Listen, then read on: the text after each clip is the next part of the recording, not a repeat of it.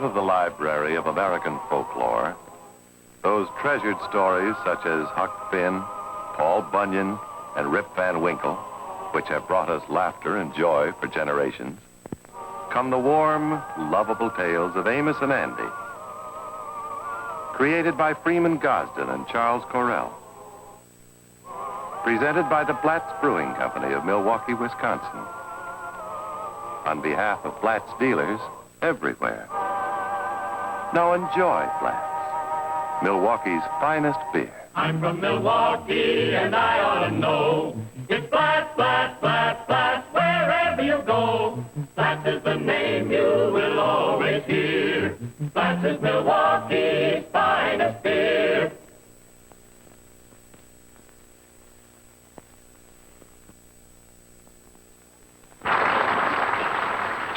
Oh, George, it was so wonderful to see my sister opalescent with her little family. Yeah, tell me, are they here for a long mooch or a short mooch?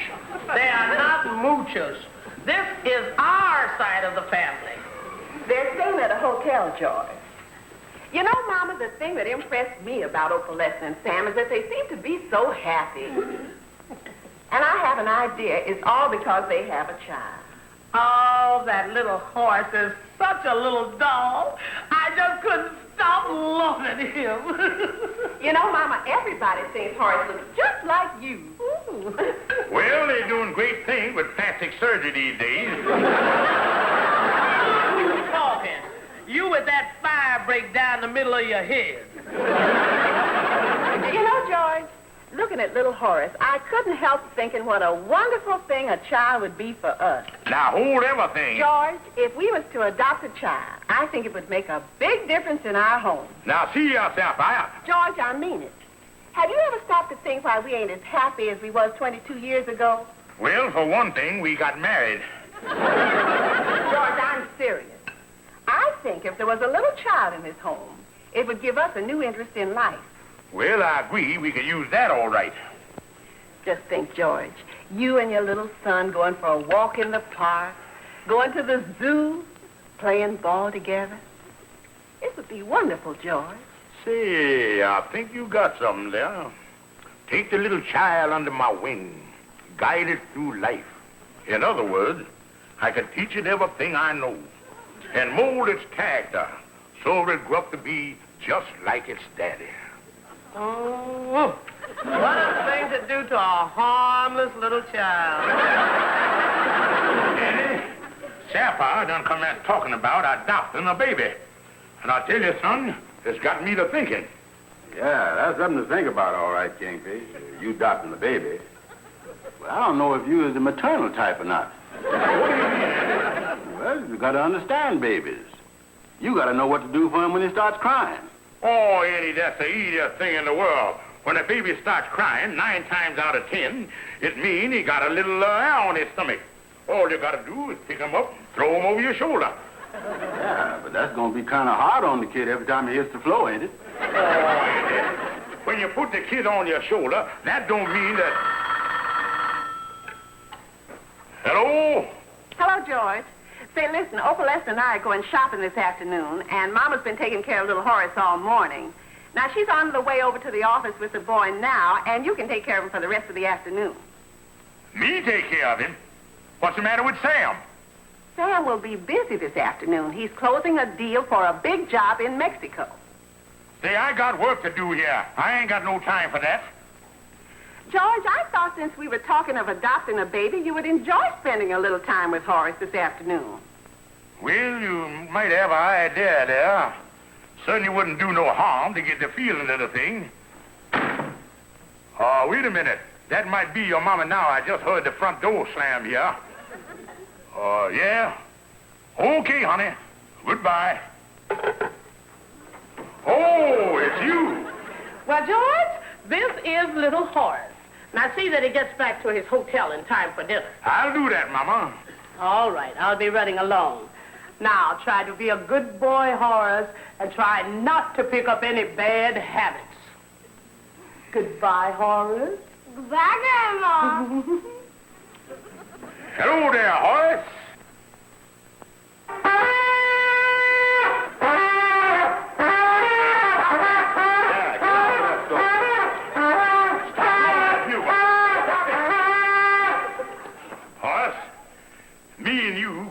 little talk. Do you know who I am? Yeah, you're Aunt Sapphire's husband. You're the guy that don't work. Got you pegged, all right. And you're Andy Brown. You don't work either. Glad to meet you. Horace, I'm your uncle. And being your uncle, I want to get better acquainted. Now give your old Uncle George a great big kiss. A kiss? Are you out of your mind? Oh, go ahead and kiss him. He's a nice uncle. Well, if he's so nice, you kiss him.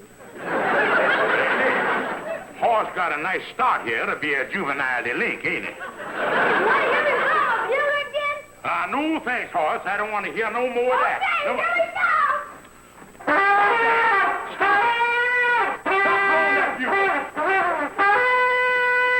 Come here. Give me that bugle. Give me that bugle.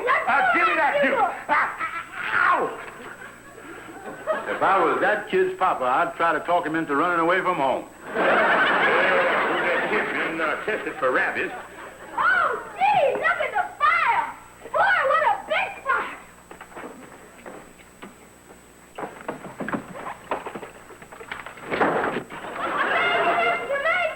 Amazing, look. Andy, most of my insurance policies done lapsed up. And I can't take no chances here. Will you take that kid home to the hotel and let him wrestle with his pants? Oh, Please, Andy, take him home, please. okay. Come on, Horace. You take him. Oh, no, Andy, take him, please. Well, I better take this cane in case I sprains my ankle. Come on, Horace. All right, Mr. Brown. But before I go, Uncle George, I'd like to whisper something to you. Well, what is it? This is just for you. Will you lean over and bend your ear down? All right, honey boy, there you is. The little monster. Uncle George, come on, Mr. Brown. Think I'll be running along, Kingfish. What do you say, Andy? I say I'll be running along. Come on, Horace. Yeah, and I going home and tell Sapphire that adopting a baby is out. And if ever I had any such ideas on the subject, that Horace done blowed them clean out of my head. Uncle George.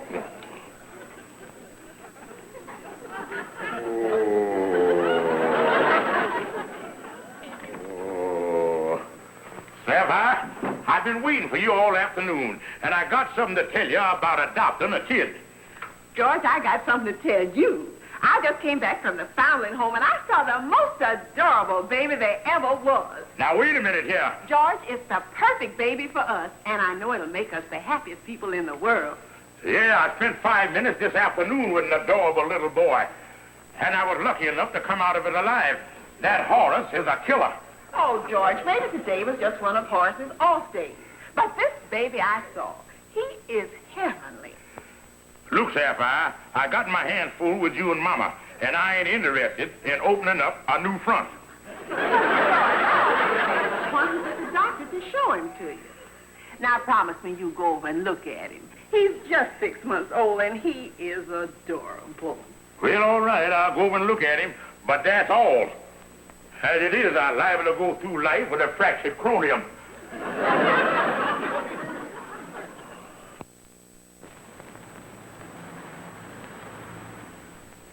Kingfish, as long as you change your mind about adopting the baby, what is we doing here? Well, I told Sapphire I'd come by here and see the baby, but that's all I'm going to do. I just want to keep my promise. Well, Mr. Stevens, here we are. Nice-looking baby. Thank you, Doctor. See you again sometime. Let's go, Andy. Just a minute, Mr. Stevens. I'll pick him up so you can get a better look at him. Oh, no, it ain't necessary to go to all of that trouble. I done sized him up. No trouble at all, Mr. Stevens. Seems like he's not in the mood just now to be picked up. Baby's is crazy about me. Mind if I pick him up? Why, no, go right ahead, Mr. Brown is the name.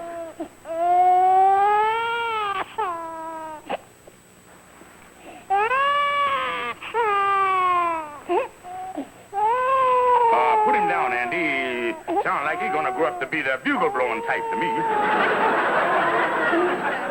I'm sorry he's a little out of sorts. Yeah, look like you don't want to be picked up all right. Come on, Andy, let's get on out here. Mr. Stevens, why don't you try holding him? Me? Oh, no, thank you. Oh, go ahead, Kingfish. Just hold him once. He's a cute little fella. Well, then I can tell Sapphire that I had him in my arms.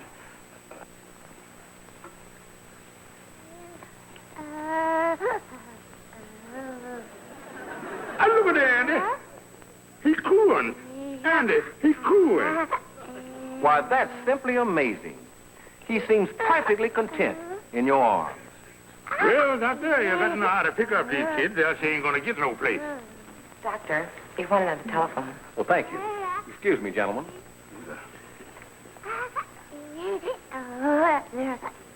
Come on, Andy, let's go. No use hanging around here.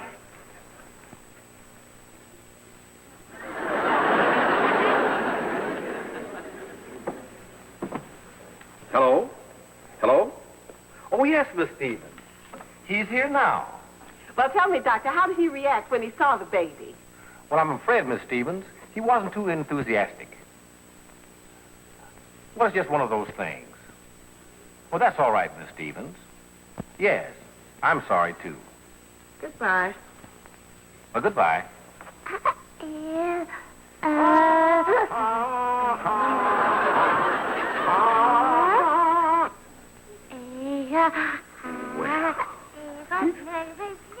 Well, this some kid all right, Doc. Yeah, listen at him talk there. Why, he's smart. He liable to grow up to be one of them child tragedies. Yeah, he's a nice kid, all right. Yeah, take him there, Andy. Now, hand him back here. Well, I like this one, Doc. Wrap him up. I'm afraid, Miss Stevens, it's not as simple as that. Mr. Stevens, there's one formality that we require before you can adopt one of our babies. And what's that, Doctor? Well, to make sure you have a stable financial record, we'll send an investigator around to check on your current financial standing and your past business experience. You mean you gonna investigate my business record? Yes, we must do that, Mr. Stevens, for the security of the child. So all you have to do now, Mr. Stevens, is let us know when it will be convenient for our investigator to call.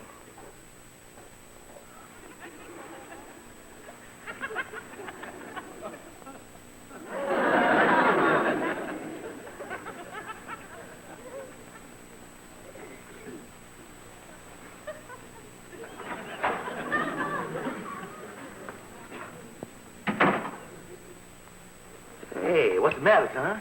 Oh, hello, Amos. Amos, tell me, you got 3 kids. Kids is a whole lot of bother, ain't they? Well, Kingfish, taking care of kids is naturally a lot of work. But I tell you one thing, it's the nicest work any man could wish for. Yeah, but they eat a whole lot and they get in all kind of trouble and all that stuff, don't they? Yeah, kids is some trouble, all right. But you know, anything worth having ain't easy. Oh, the greatest pleasure I've got out of life is my 3 children. Amos, you ain't gonna be a bit of help to me.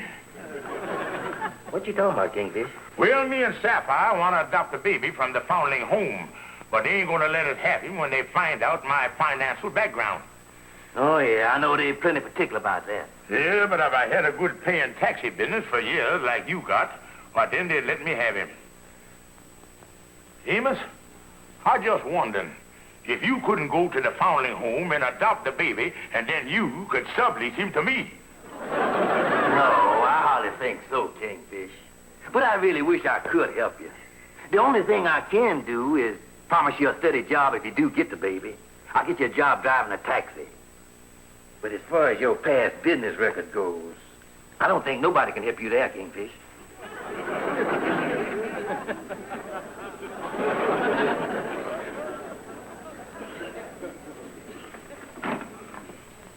Hi, Calhoun. Well, hi, Andy. What brung you up here? Calhoun, I got to speak with you right away. The Kingfish has got a big problem, and we don't know what to do. Well, we can do just what we've done them other 5 times. Bail him out. Oh, no, Calhoun, this is different.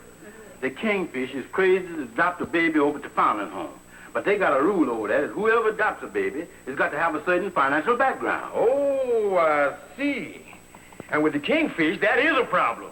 On the basis of his finance, he couldn't adopt a gopher. Yeah, they won't. Some of these big rich men with big offices and everything. Yeah, you said something there, see? Wait a minute. My brain is percolating. Yeah? It's coming to a boil. It's boiling. Andy, I got it. There's a friend of mine by the name of Mr. Henderson, got a big office over on Lenox Avenue.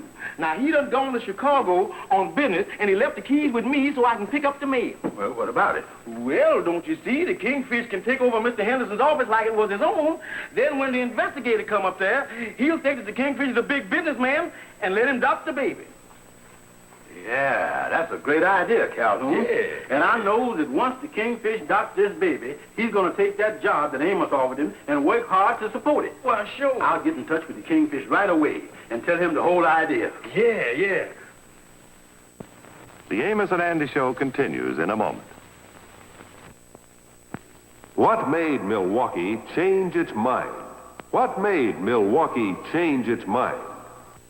Hello, I'm Rex Marshall. Yes, the big beer question these days is, what made Milwaukee change its mind about beer? Well, if you like Milwaukee beer, and I guess everybody knows that that's America's best beer, I'm sure you'll be mighty interested in the answer. What made Milwaukee change its mind? Well, let's ask a man from Milwaukee. He ought to know. Yes, I certainly do know, and I'll tell you all about it. You know, Milwaukee is where almost all the fine, world-famous beers are brewed. Over the years, more and more people, right here in Milwaukee, have come to realize that Blatz is the finest of all the fine beers. That's why today, in these modern times, Blatz is Milwaukee's favorite beer by far.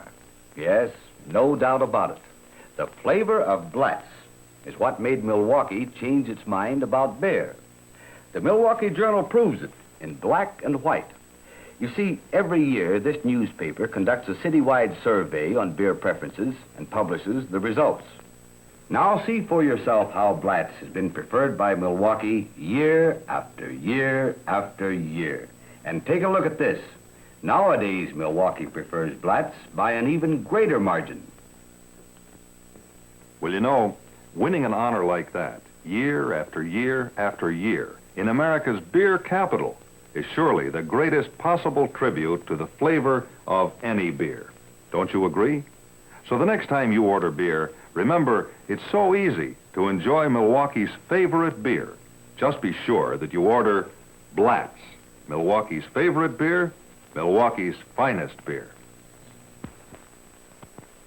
Well, honey, I know the doctor said I didn't like the baby, but he got it all wrong. I'm crazy about the kid. Oh, George, this is wonderful. When can we have it? Well, I tell you, honey, there's just one little snag in the whole deal. But I think we found a way to overcome that. So keep your fingers crossed, honey.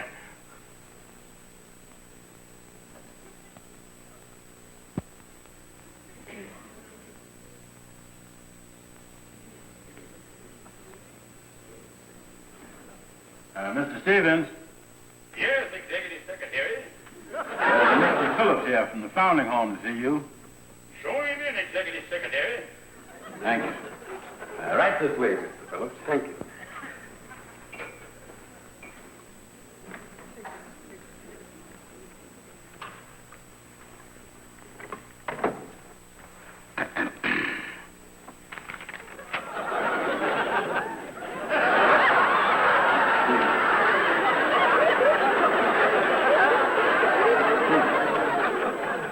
Oh, Mr. Phillips, excuse me. Come right in and have a seat there. Yeah, I'm so busy here, I got to use both hands. Got so much signing to do. If I get any busier, I'll have to hire an octopus. Well, Mr. Phillips, have one of my expensive cigars. Genuine Kimona. Thank you. I'll smoke it a little later. Well, Mr. Phillips, I know what you're here for, so I guess we better get on with the interview. But I don't guess you'll mind my executive secretary, Mr. Brown, sitting in on the conference. Oh, not at all. Yeah, smart boy, that Brown. He been to Harvard. Oh, yeah. Very interesting. Well, I'd like to get on with the investigation, if you don't mind. Yeah, go ahead and ask me anything you want to. Now, about your business background, Mr. Stevens, just what type of business is this Acme Corporation? Oh, you want to know what the business is here? Yes, the Acme Corporation. What do you manufacture? Well, I tell you, we've been making these things for 20 years. Funny how them little things can slip your mind, ain't it? The Acme Corporation, Well, it means just what the name says.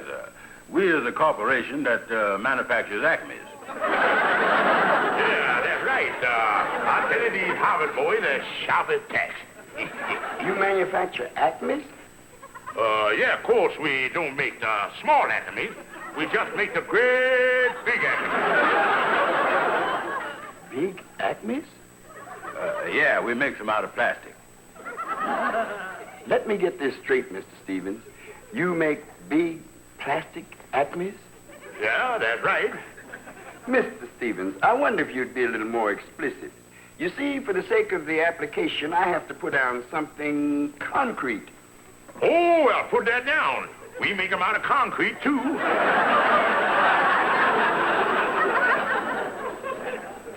Hello? This is Mr. Henderson of the Acme Corporation speaking. Yes, I just got back from Chicago, and I'd like to sign a contract with you this afternoon.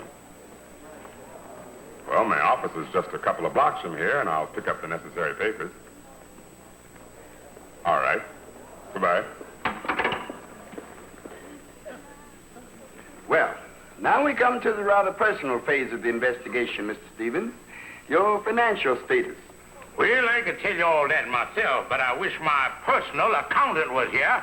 He could give you the actual figure. I said I wish my personal accountant was here. Hi, Mr. Stevens. Well, this ain't a coincidence. Al Godwin J. Calhoun, my personal accountant. Mr. Calhoun, you know Mr. Brown. Oh, yes. And this is Mr. Phillips, who's investigating my finance. Maybe you could elucidate him up on my bank balance. Oh, yeah. Sure. Now, let me see here. I deposited all the checks we received this morning and run them up on the ad machine and got the slip right here. Here it is, right here.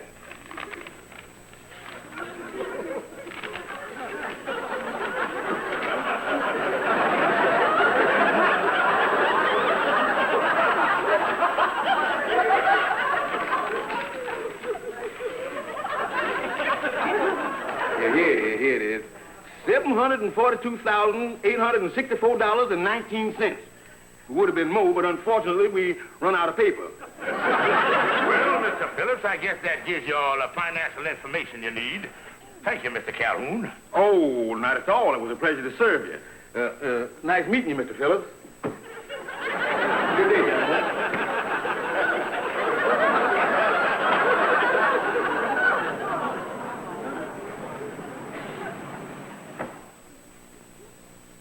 Well, I think that's all the information I'll be needing for the moment, Mr. Stevens. Oh, this pen must be leaking. I have ink all over my fingers. You mind if I use your washroom, Mr. Stevens? Oh, no, go right ahead. I got a lot of signing to do here. I think it's right over there. They've been remodeling the office. I ain't quite sure. Well, thank you.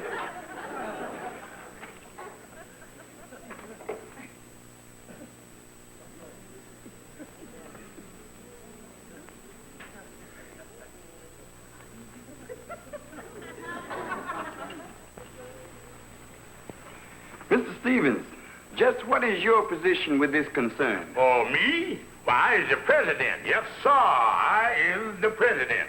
Well, I've just been noticing this picture here on the wall, and according to that, Mr. Henderson is the president.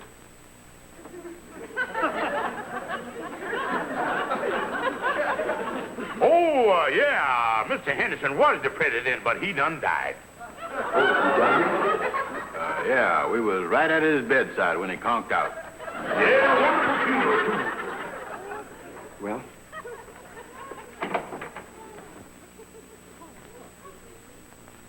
Son, I want to thank you for jumping in and explaining what this Acme Corporation is. Yeah, I was really on my toes there, wasn't I? You know, Andy, it was a lucky thing that Calhoun had the key to this place. Yeah.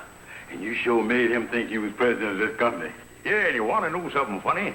I probably would make a better president than that goof up there on the wall. Yeah, I talking about me. Why, I could run the whole...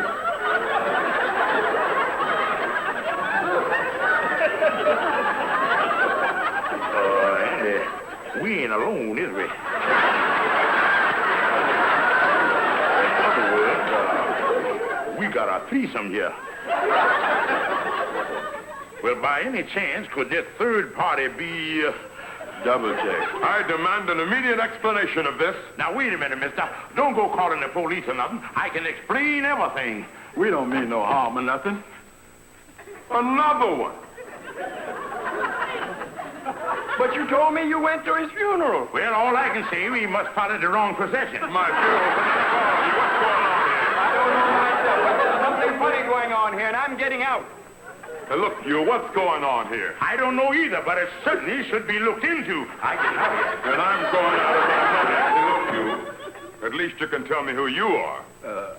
I'm a Harvard boy, a boola boola and stuff like that.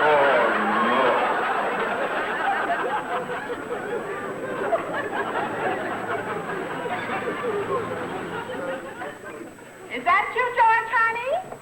Yeah, it is me, honey. Down in the dumps, all right. Oh, well, now, George, don't be so blue. I felt pretty bad at first myself, too, when you telephoned me the news that the foundling home decided not to let us have a child. But I cheered myself up. Yeah, honey, but I had my heart set on having that baby. But on account of my financial background, they won't let us have him. I guess I just ain't no good. Oh, now, George, don't feel so bad. Because I got some news for you. Oh, what kind of news? George, we're going to have a child after all. Oh, honey. You mean? Yes, George, and this one will be our very own flesh and blood. Oh, honey, I can hardly believe it. Well, George, it's true. He's going to live with us a whole year while his folks are in Mexico. Hi, Bobby!